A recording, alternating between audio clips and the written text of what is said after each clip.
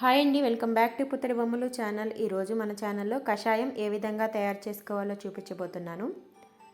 చలికాలంలో ఎక్కువగా మనకి జలుబు, దగ్గు, గొంతు నొప్పి ఈ మూడు కూడా కామన్గా వస్తూ ఉంటాయి.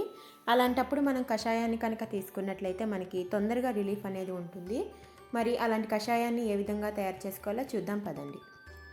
ముందుగా మనం స్టవ్ ఆన్ చేసుకొని ఒక మందపాటి గిన్నెను పెట్టుకొని 1 గ్లాస్ వాటర్ పోసుకోవాలి.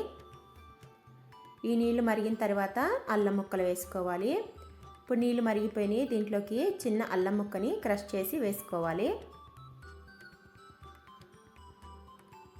తర్వాత 2 లవంగాలు వేసుకోవాలి. ఇప్పుడు 2 చిటికెళ్ళ మిరియాల పొడిని కూడా వేసుకోవాలి. ఇప్పుడు మనం వేసుకుంటున్న ఈ వస్తువులన్నీ కూడా మన బాడీని ఓవర్ హీట్ చేస్తాయి కాబట్టి ఇవన్నీ కూడా కొంచెం కొంచెంగానే వేసుకోవాలి. ఇప్పుడు నేను దాల్చిన చెక్కను వేసుకుంటున్నాను. ఇది పూర్తిగా ఫ్లేవర్ కోసం మాత్రమే వేసుకుంటున్నానండి. ఇష్టం లేదు అనుకుంటే స్కిప్ చేసేసుకోవచ్చు. మీ దగ్గర తులసాకులు కానీ అవైలబుల్గా ఉన్నట్లయితే తులసాకులు ఒక 4-5 వేసుకోండి. తులసాకులు ఒంటికి చాలా మంచిది.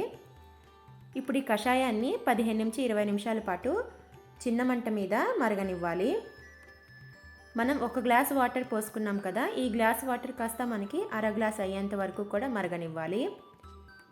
మనకి జలుబు, దగ్గు, గొంతు నొప్పి ఈ మూడు ఉన్నప్పుడు ఈ కషాయాన్ని కనుక మనం తీసుకున్నట్లయితే మనకి చాలా రిలీఫ్గా ఉంటుందండి.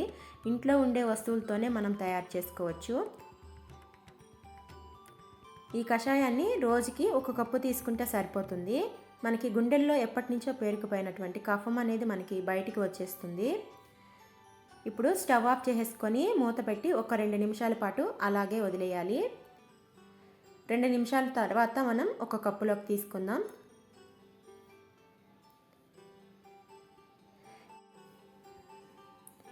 ఈ కషాయాన్ని వేడిగానే తీసుకోవాలి. అప్పుడే మనకి చాలా రిలీఫ్గా ఉంటుంది. ఈ కషాయం తీసుకోవటం వల్ల మనకి జలుబు అయితే తొందరగా తగ్గిపోతుంది. ఇప్పుడు కొంచెం నిమ్మరసము, 1 టేబుల్ స్పూన్ తేనెను వేసుకోవాలి. తేనె మన బాడీలో ఇమ్యూనిటీ అనేది బాగా పెంచుతుందండి.